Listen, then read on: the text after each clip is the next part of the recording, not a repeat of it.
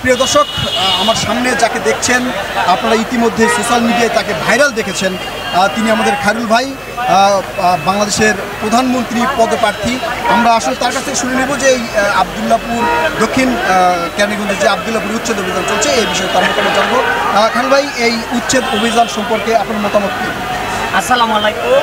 সেনাবাহিনী এবং কর্তৃপক্ষ যা করছে তাদের দায়িত্ব পালনের জন্য করছে, কিন্তু আমাদের লক্ষ্য রাখতে হবে যে সাধারণ গরিব মানুষগুলো যারা জীবিকার তাগিদে তারা ছোটো ছোটো ঘর করে এখানে ব্যবসা করে।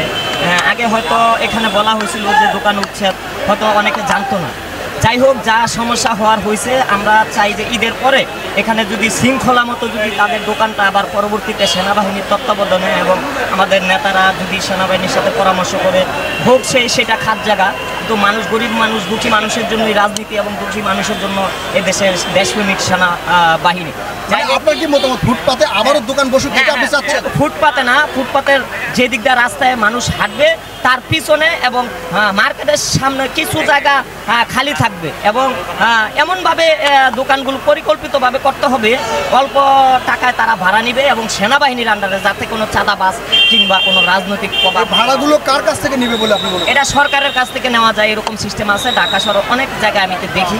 যেহেতু গরিব মানুষ ব্যবসা করবে, এই খাত জায়গাগুলো গরিবেরই, জনগণেরই, এগুলো যদি সরকার চায় পরিকল্পিতভাবে, মানে পরিকল্পিত, যেমন হকার্স মার্কেট আছে এরকম একটা মার্কেট করে দিলে, অথবা এইখানে একটা পরিকল্পিতভাবে এই ফুটপাতের রাস্তার এই যে রাস্তার সাইডটা যে একটা জায়গা আছে এই জায়গাটা খালি রাখা তারপর করলে আগামীতে ইনশাল্লাহ ঈদের পরে আমরা এটা সেনাবাহিনী। আপনার কি মনে হয় যে ফুটপাতের পাশে সরকারিভাবে লিজ দেওয়া ঠিক হবে? মানে আমরা দেখি যখন দোকান করে তখন এমনভাবে করে সেটা ফুটপাত পর্যন্ত চলে আসে, এটা দেওয়া সরকার উচিত হবে কি? হবে। বেড়ার ঘর, টিনের ঘর, টঙ্গর এগুলো চলবে না। সুন্দরভাবে পরিকল্পিতভাবে যদি তারা একটা ছোট মার্কেট চিনসেট করে দিতে হবে।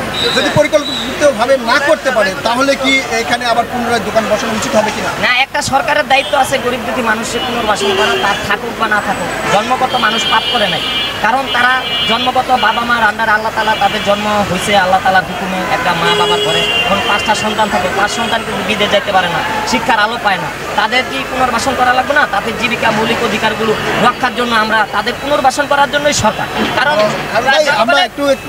জনগণের মৌলিক অধিকারটা আগে, তারপর আপনার সৌন্দর্য সবকিছু আগে। খাদ্য, বস্ত্র, চিকিৎসা, সেজন্য যেই জীবিকার জন্য যেই মৌলিক প্রয়োজনটা, যেই অর্থ উপার্জনের জন্য যেই পথ ব্যবসা, সেই ব্যবসাটাই ঠিক রেখা তারপর আমাদের ফুটপাত। আমরা উন্নত দেশের সাথে যদি তাল মিলিয়ে চলতে চাই, উন্নত প্রযুক্তি আনতে হবে এবং জনগণের পুনর্বাসন করতে হবে। ধন্যবাদ। প্রিয় দর্শক, আপনারা শুনছিলেন খায়রুল ভাই এবং সাধারণ জনগণের মতামত। আমরা আসলে তাদের কাছ থেকে জানতে চাচ্ছিলাম যে এই ফুটপাত উচ্ছেদের সাধারণ জনগণের মতামত। তাদের একটা অভিযোগ, তারা হচ্ছে এই যে বাংলাদেশ সেনাবাহিনী যে উচ্ছেদ অভিযান চালাচ্ছে, এই উচ্ছেদ অভিযানটা যদি তারা একটা সময়সীমা বেঁধে দিতেন তাহলে তারা একটু খুশি হতেন, এমনটাই বলছেন তারা। তাছাড়া অনেক ধরনের দোকান আর সামনে ঈদকে সামনে রেখে সাধারণ জনগণের যে ভোগান্তির দিকে তাকিয়ে বাংলাদেশ সেনাবাহিনী যে উচ্ছেদ অভিযান চালাচ্ছে সেটাতে কিছু খুশি হলেও ব্যবসায়ীরা খুব একটা খুশি নয় বলে আমরা দেখতে পাই।